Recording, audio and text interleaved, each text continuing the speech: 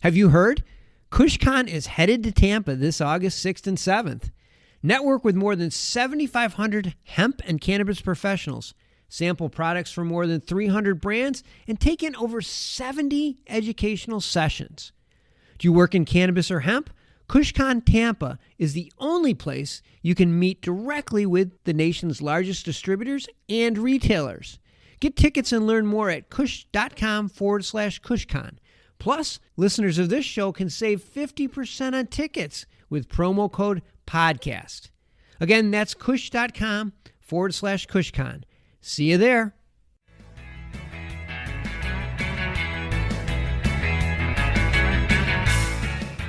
Yeah, you get sales calls all the time, of course. And if somebody knows something about your business and is offering you a solution to a problem that you have, that's a call you're going to take.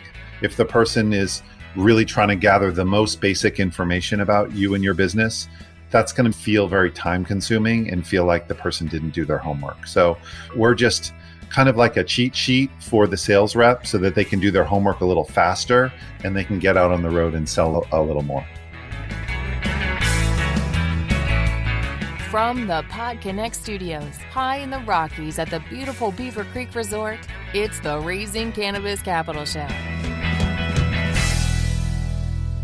Today in MJ Bulls, we are joined by Jeffrey Graham, the CEO of Pistil Data. Jeffrey, welcome to the show. Thank you very much. It's good to be on. I'm really excited that you joined us. And as we talked before we jumped on the show, what you're doing is unique. We haven't had anybody on the show that's done anything like this. And we know that there are many unique challenges for cannabis businesses. That's not new. But sales is one challenge that is not unique to cannabis. Every company needs sales to survive. Unfortunately, too many cannabis companies make the mistake of trying to build a large sales team instead of an efficient sales team. And I thought maybe to get started, you could maybe just paint a picture or give us an idea what a day in the life of a typical cannabis salesperson looks like that is not using Pistil. That's a great question. So a typical salesperson in cannabis, let's put them as on a cannabis brand. Let's say that their primary job as any salesperson is to sell the product. And they do that either by getting into a new store or by growing their shelf space, getting reorders in stores they're already in. Okay. They're generally operating within a local territory that they can reach by car. And like every salesperson, they have to determine who are my prospects and then what is my selling proposition when I approach a retail store, usually a cannabis buyer or retail manager at the store. So before Pistil, it was really time consuming and really confusing to just even know what was going on in their local area. There are stores that are opening, there are stores that are closing, there are products that are coming on and off the shelf, there are brands that are popping up all the time. It's very volatile at shelf in most retail stores for cannabis. So certainly knowing where your competitor may be stocked, where there might be a sales opportunity because a store may be the type of store that should stock your product, or even knowing where your own products are in stock was a huge challenge for cannabis sellers. So what a lot of them would do was one of two things. They'd spend a long time looking at cannabis menus, like consumer menus, like weed maps, or they'd drive around to different stores and they'd look on the shelves and try to see what's going on in those stores. So they spent a lot of time trying to gather information, and that took away the time they could actually be selling. I see. Let's move forward now that Pistil is in place. Tell us how you reduce that aspect of their job and get them more in front of customers and making sales. So there are thousands of retail stores in across the country and hundreds in most of the states that have legal cannabis. And there are literally millions of products. So what we've done is we found a way to basically every day to look at the entire marketplace to see what products are on the shelf at what price in virtually every retail store in the United States.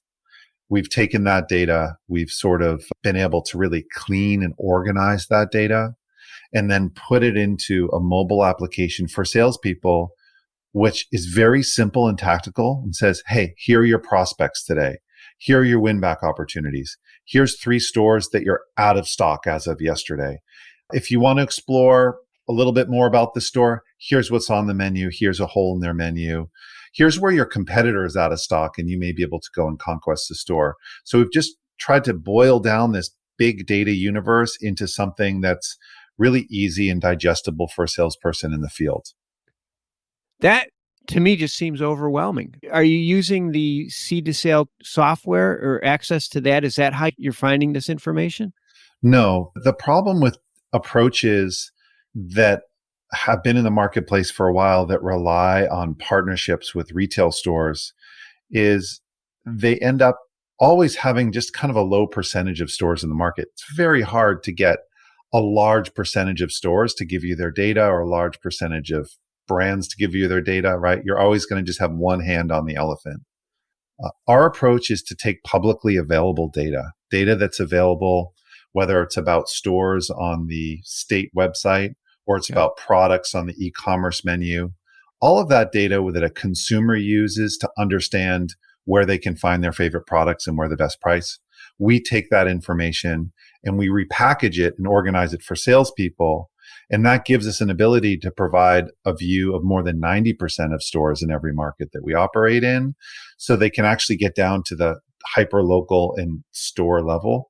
Because that's what a salesperson needs. They don't need to know what's happening in the state of Michigan this month. Like, that's kind of nice to know. They need to know what happened in that store yesterday that stocked my product. And that's what we're able to give them.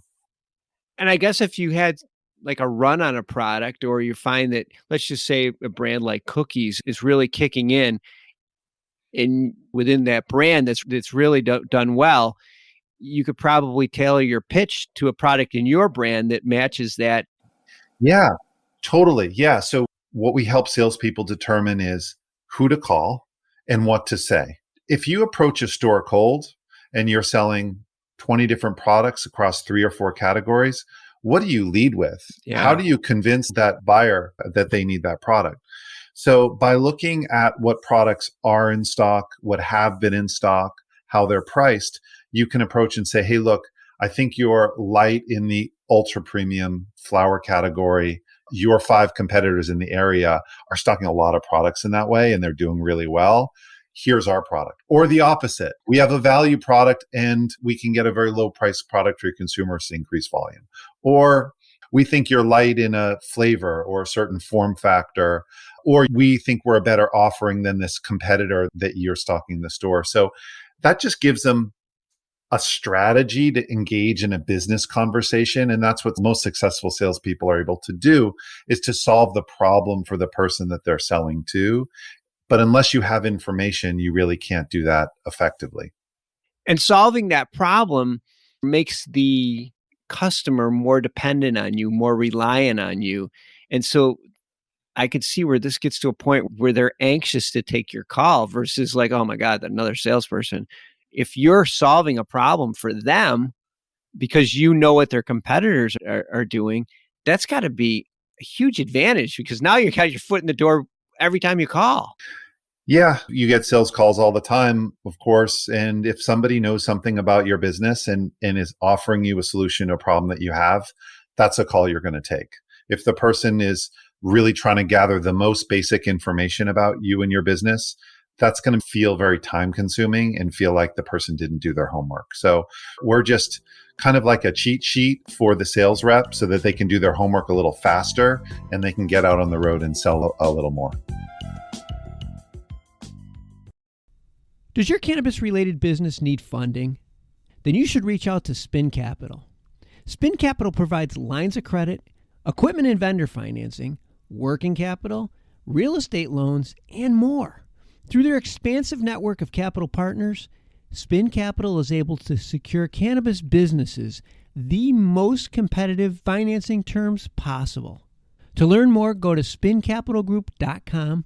That's spincapitalgroup.com.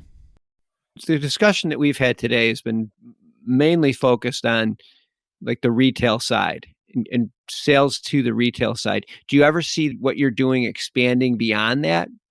Yeah, absolutely. I mean, At its heart, Pistil Data is a data company. We find all the products in all the stores and we figure out what products in what store, at what price, on what hour of the day.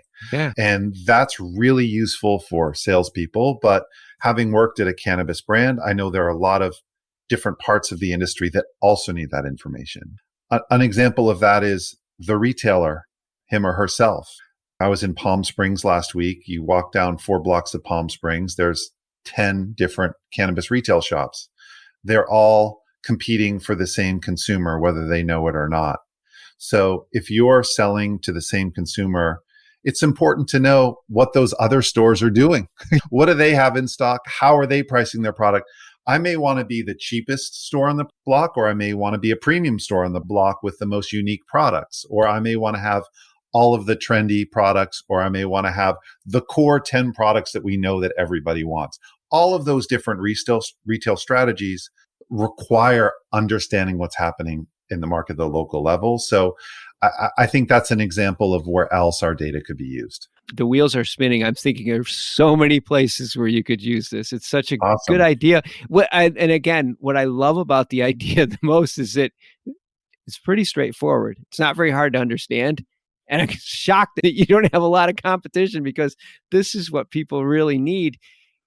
You don't need to add 5 more salespeople. You just need to make your one salesperson more efficient with his time. It's a brilliant idea. Thank you very much. Thank you. Yeah.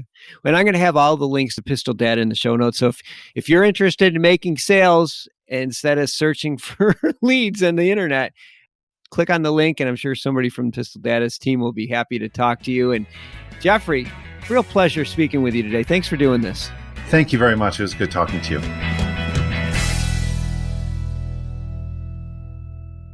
Hi, y'all. I'm Jo, host of Casually Baked, the podcast. If you're curious to explore the highly responsible side of cannabis, farming, and legalization, I'm here to help lighten the stigma and build your canna confidence. Download episodes now of Casually Baked, the podcast, wherever you listen to podcasts. And journey with me through the evolving cannabis culture and discover how and why people like you are adding cannabis to their wellness toolkit. It's time to get casually baked.